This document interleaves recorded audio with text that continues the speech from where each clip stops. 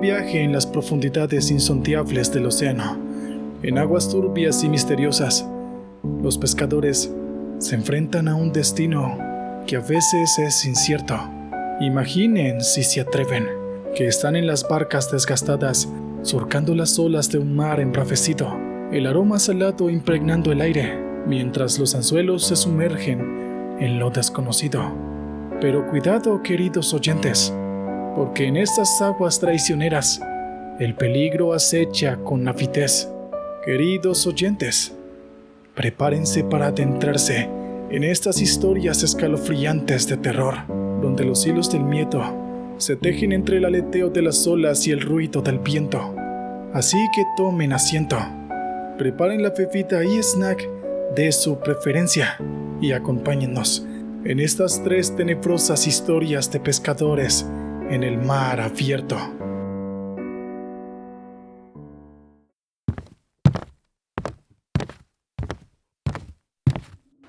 Mi nombre es Rafael.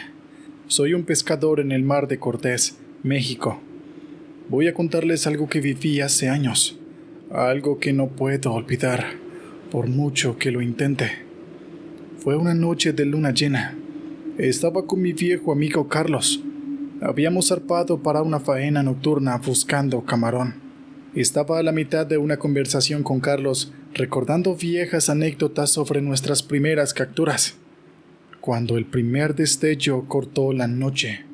Fugaz, pero imposible de ignorar. Ambos nos giramos instintivamente hacia la luz. Un faro brillante en la distancia, proyectando un haz a través de la oscuridad, que parecía una mano extendida desde el mismísimo horizonte. Fruncí el ceño confundido. Conocía estas aguas como la palma de mi mano. No debería haber un faro en esta parte del mar. Carlos parecía igual de desconcertado. Sus ojos estaban entrecerrados mientras observaba el parpadeo rítmico del faro.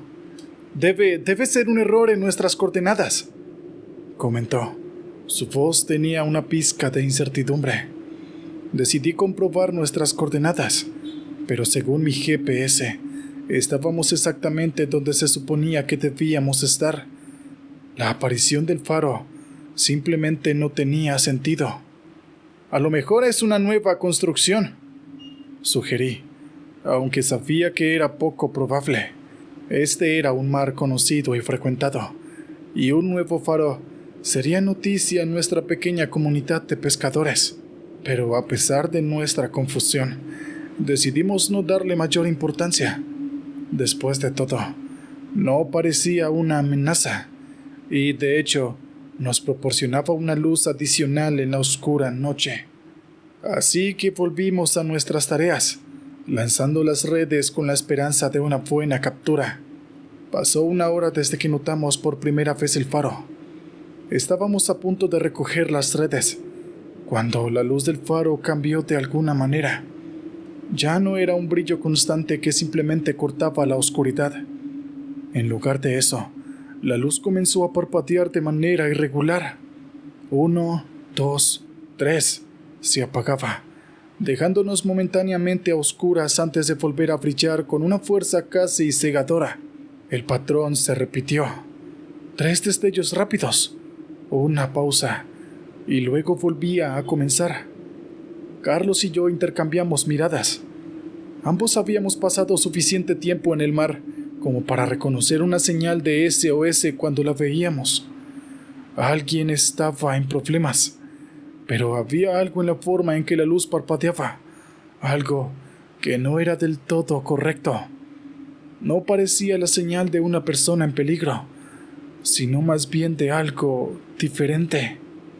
Mi instinto gritaba que debíamos alejarnos, que debíamos ignorar la luz y regresar a casa, pero la posibilidad de que alguien estuviera allí, en alguna parte, necesitando nuestra ayuda, era algo que no podíamos ignorar. Así que, oyendo las alarmas que sonaban en mi cabeza, dirigí el barco hacia el faro. Carlos asintió apretando los labios. Su postura era rígida. Tenía los nudillos blancos mientras agarraba el borde del barco. Estaba tan inquieto como yo, pero sabía que teníamos que averiguar qué es lo que estaba pasando. A medida que nos acercábamos, el parpadeo se volvía cada vez más intenso. Cada destello de luz era como un latido que parecía resonar en nuestros corazones. Aunque no podía ver a nadie, no podía sacudirme la sensación de que algo o alguien nos observaba desde la oscuridad, esperándonos. Estábamos aproximadamente a la mitad de camino hacia el faro, cuando sentí el primer cambio en el aire. Un escalofrío que parecía venir de la nada envolvió mi cuerpo. Me giré para mirar a Carlos y vi que él también lo sentía. Su mirada de preocupación reflejada en la mía. En cuestión de minutos, una niebla densa comenzó a formarse alrededor de nuestro bote. Giraba, creando formas que parecían danzar en el aire antes de desvanecerse en la nada. Era tan espesa que apenas podía ver el timón en mis manos. A la par con la niebla, el viento también cambió. Antes suave y cálido, ahora soplaba con un frío que cortaba hasta los huesos. Nos agarramos más fuerte a nuestras chaquetas, intentando protegernos del frío penetrante. La temperatura había caído de manera significativa, algo inusual en una noche del Golfo. A pesar de la niebla, el faro seguía visible. Su luz parpadeante parecía haberse vuelto más fuerte, más urgente, y de alguna manera parecía más cerca, mucho más cerca, como si en algún lugar de nosotros nos moviéramos hacia él. El faro se había movido hacia nosotros. Esa repentina cercanía me hizo detener el barco. A través de la densa niebla, la luz del faro parecía casi tangible, como si pudiera extender la mano y tocarla. Su brillo se reflejaba en el agua. Las olas parecían estar iluminadas desde abajo. Me quedé parado, mirando fijamente el faro. Carlos y yo nos miramos, compartiendo el miedo y la incertidumbre que había en nuestros ojos. Algo no estaba bien. Pero antes de que pudiéramos decidir qué hacer a continuación, ocurrió lo impensable. Carlos se había movido hacia la proa del barco. Tenía sus ojos fijos en la ominosa luz del faro. Aunque no podía ver su rostro a través de la niebla, podía sentir su tensión, su miedo. Sin previo aviso, Carlos cayó al agua. Fue tan rápido que al principio no comprendí lo que había ocurrido. Solo había un espacio vacío donde él había estado parado hace un instante. Grité su nombre corriendo hacia la proa. Mi mirada se desvió hacia el agua, buscando cualquier rastro de Carlos. Pero no había nada. Solo estaba la oscuridad del mar y la luz intermitente del faro. Volví a gritar su nombre, pero mi voz fue absorbida por la niebla, como si el mismo aire se negara a llevar mi llamado. La luz del faro seguía parpadeando. Cada destello parecía burlarse de mi desesperación. Intenté buscar con mi linterna, apuntándola hacia el agua, pero el haz de luz apenas penetraba la oscuridad. Solo había mar negro y silencioso, y el luminoso faro que parecía estar aún más cerca ahora. El miedo me hizo sentir una opresión en el pecho, haciéndome difícil respirar. Carlos no estaba. Mi amigo, mi compañero, se había ido. Me quedé allí en la proa del barco. Mis gritos de ayuda aún estaban colgando en el aire frío, mientras la niebla se cernía sobre mí y el faro parpadeaba en la oscuridad. Desesperado, corrí el timón intentando arrancar el motor para poder ver el barco y buscar a Carlos. Pero por más que lo intenté, el motor se negó a arrancar. Giré la llave una y otra vez, rogándole que funcionara, pero todo lo que obtuve fue un silencio sofocante. Mi pánico aumentó mientras me daba cuenta de la situación en la que me encontraba.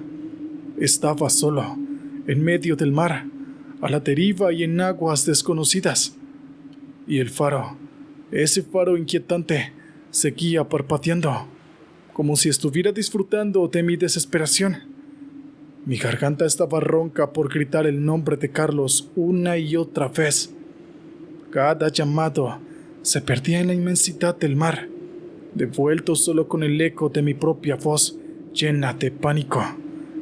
Intenté buscar con mi linterna, apuntándola en todas direcciones, pero todo lo que lograba iluminar era la oscura infinidad del mar y la tensa niebla. Estaba a punto de rendirme, cuando por el rabillo del ojo vi algo moverse. Una forma oscura emergió del agua, imprecisa, pero claramente allí. Mi corazón se disparó. ¡Carlos!, grité. La esperanza brotaba en mi pecho. Corrí hacia la proa, estirando mi mano hacia la figura, esperando poder alcanzar a mi amigo.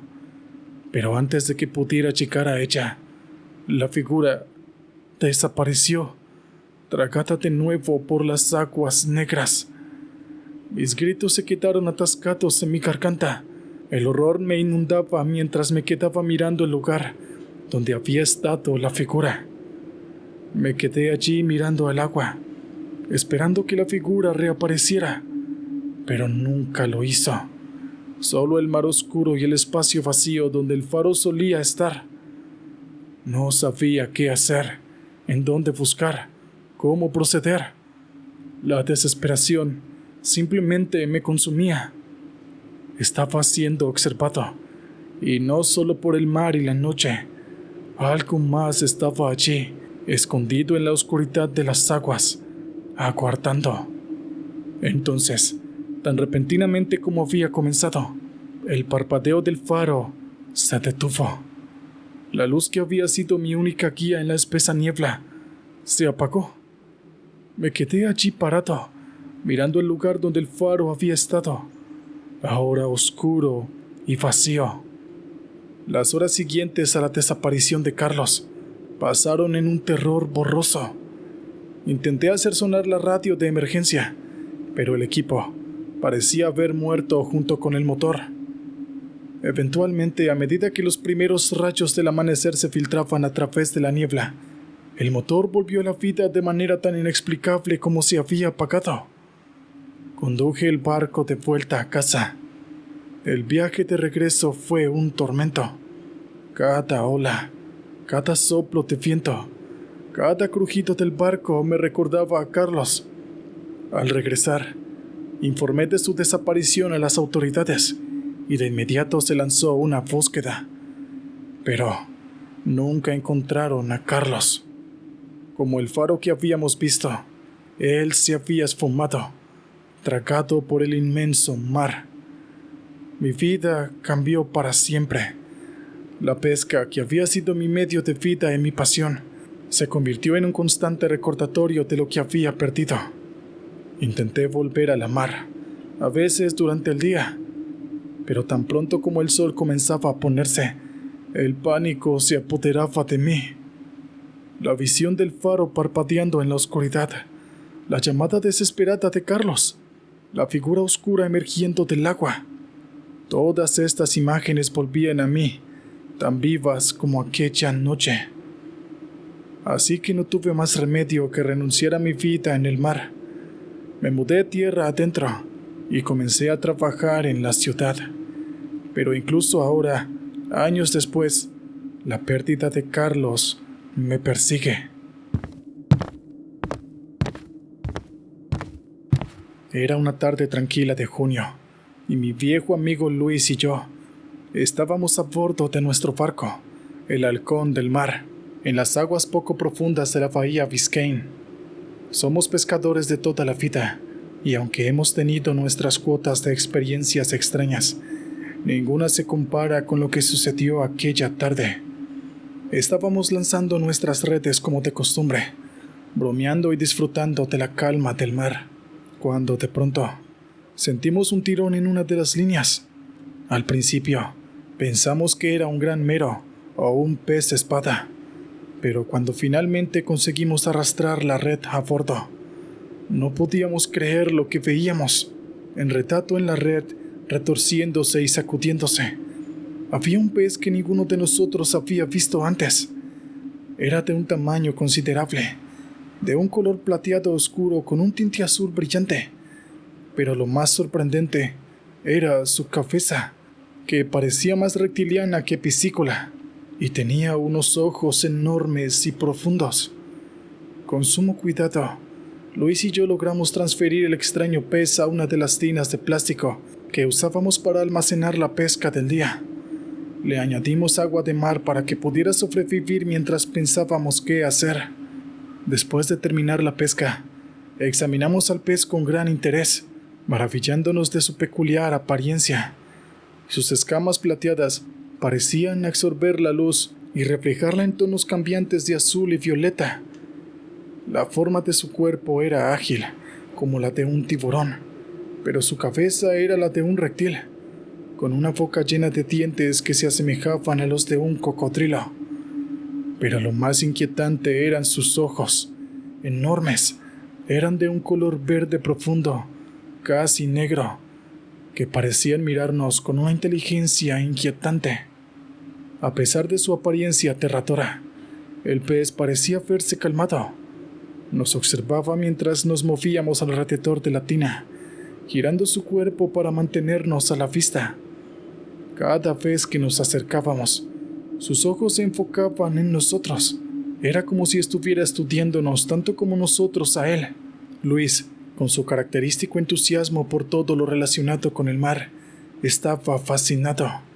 Creía que habíamos encontrado una especie completamente nueva, quizás un eslabón perdido en la evolución de los peces. Yo era más cauteloso. Estaba preocupado por las implicaciones de mantener a bordo a un animal tan extraño y potencialmente peligroso. Pasamos horas observando al pez, tomando notas y fotografías. Teníamos la intención de llevarlo de vuelta a la costa y entregarlo a un acuario o instituto de investigación. Pero mientras lo hacíamos, ambos sentíamos una creciente sensación de inquietud. Algo en la forma en que el pez nos miraba nos hacía sentir como si fuéramos nosotros los que estábamos siendo examinados, y no al revés. La oscuridad envolvió el halcón del mar, y la única luz provenía de la cabina de mando y el resplandor sobrenatural del pez en la tina. No fue hasta que los instrumentos empezaron a actuar de manera extraña que nos dimos cuenta de que algo no iba bien. Nuestro GPS, que antes trazaba una línea segura hacia casa, ahora parpadeaba inútilmente. La brújula giraba como loca, como si no pudiera decidir dónde estaba el norte, y nuestro sonar, que debería haber mostrado el tranquilo suelo marino bajo nosotros, emitía ecos de algo grande e inmóvil directamente debajo del barco. Intentamos usar la radio para pedir ayuda, pero todo lo que conseguimos fue estática. No podíamos llamar a la guardia costera, ni siquiera a otros barcos cercanos. Estábamos solos en medio del mar, con nuestros instrumentos fallando y una criatura desconocida a bordo.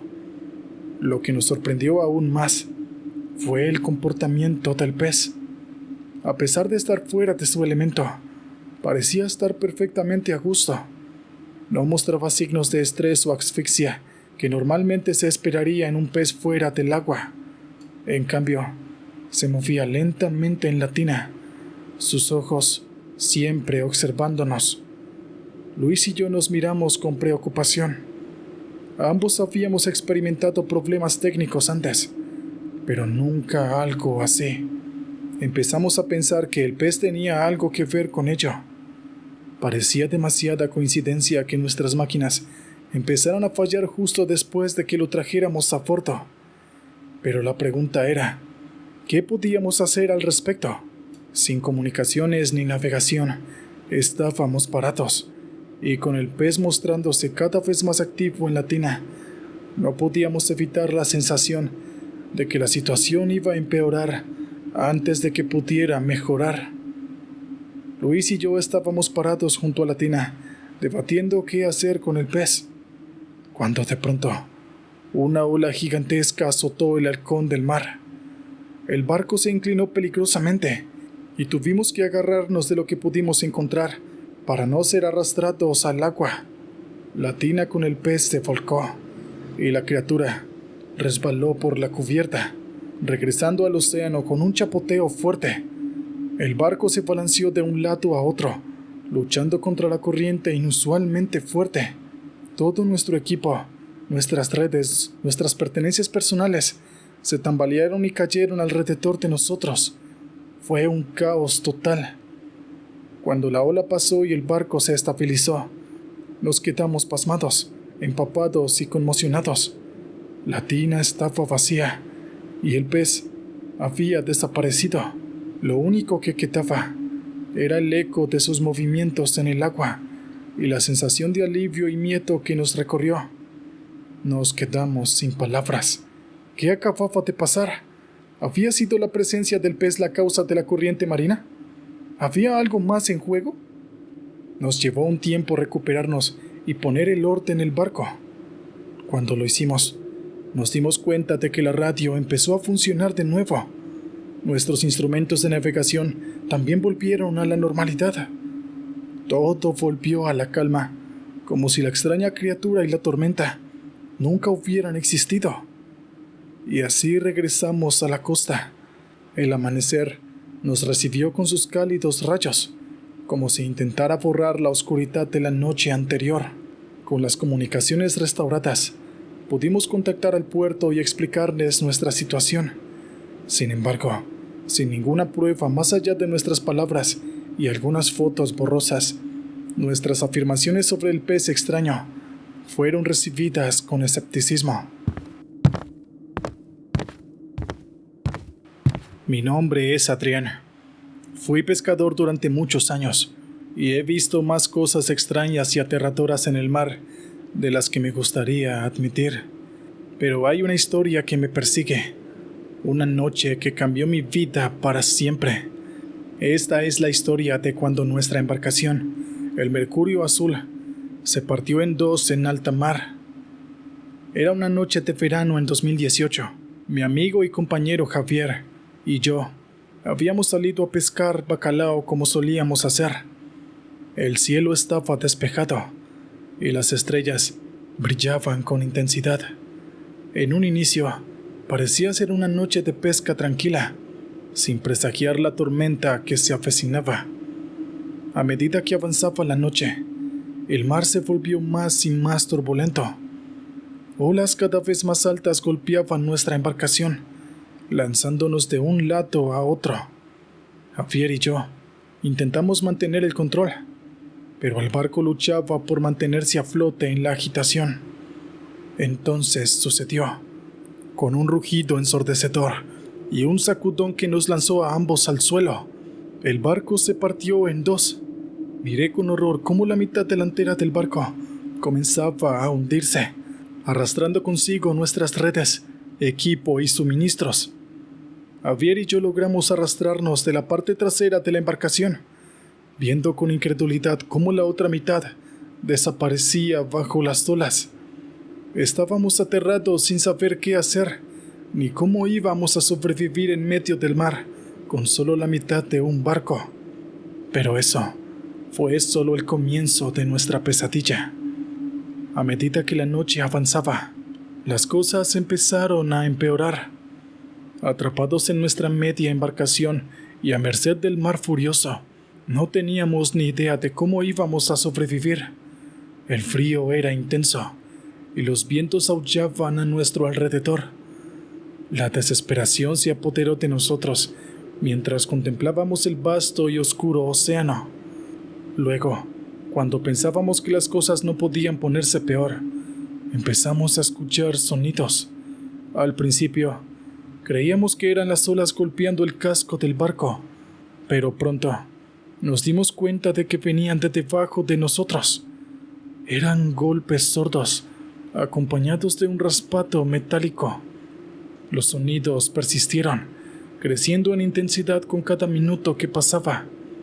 Cada golpe sordo resonaba a través de la estructura metálica del barco, vibrando bajo nuestros pies, y con cada raspado podíamos sentir un escalofrío ascendiendo por nuestras espinas. Javier, siempre el más valiente de nosotros dos, se arrodilló e intentó asomarse por el costado de la embarcación para ver si podía discernir algo en la oscuridad. Sacó su linterna de su bolsillo y alumbró las aguas negras debajo de nosotros.